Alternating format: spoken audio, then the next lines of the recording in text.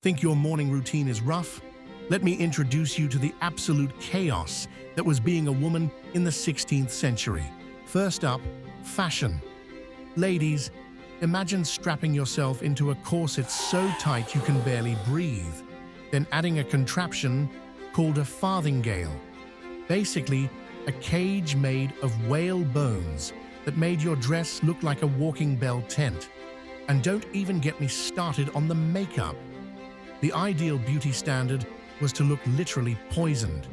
Pale white skin was all the rage, so women would slather their faces with a lovely mixture of lead and vinegar. Nothing says, "I'm gorgeous," like slow, heavy metal poisoning. But wait, it gets better. Want to be a proper lady? Better not show those teeth when you smile. That's considered way too sexual. Also, don't read too many books. It might overheat your tiny female brain. And definitely don't go swimming.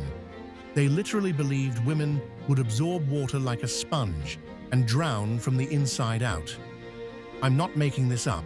Need to use the bathroom in that massive dress. Hope you've got 3 hours and 2 servants to help.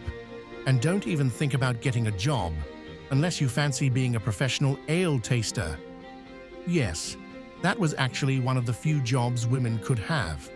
The catch? You had to sit in a wooden chair covered in ale, and if your skirt stuck to the chair after a while, the ale was considered pure. Talk about a sticky situation. Oh, and here's a fun one.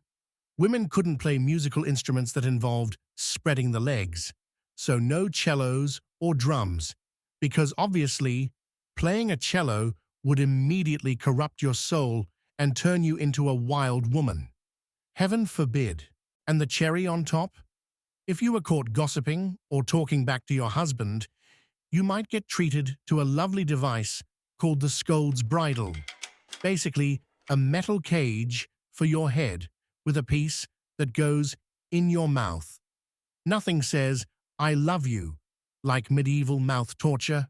So next time you're complaining about high heels or uncomfortable shapewear, just remember, at least your foundation isn't literally killing you and you can play any instrument you want, while voting, working, and breathing freely in your non-whalebone cage clothes.